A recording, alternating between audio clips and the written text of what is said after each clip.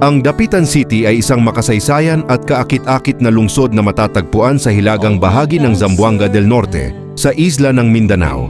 Kilala ito bilang Shrine City of the Philippines dahil sa mahalagang papel nito sa kasaysayan ng bansa. Isang tahimik na lungsod na nakatayo sa baybayin ng Dapitan Bay.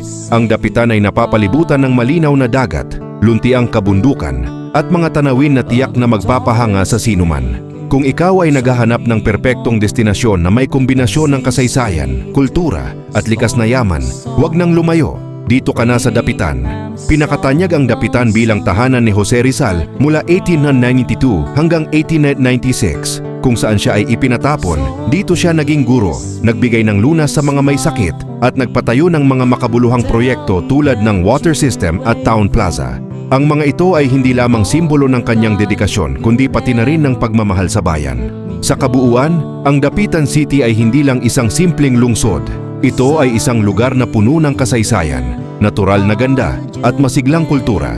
Kaya't kung nais mo ng isang relaxing na bakasyon na may kasamang makasaysayang karanasan, ang Dapitan ang tamang destinasyon para sa iyo.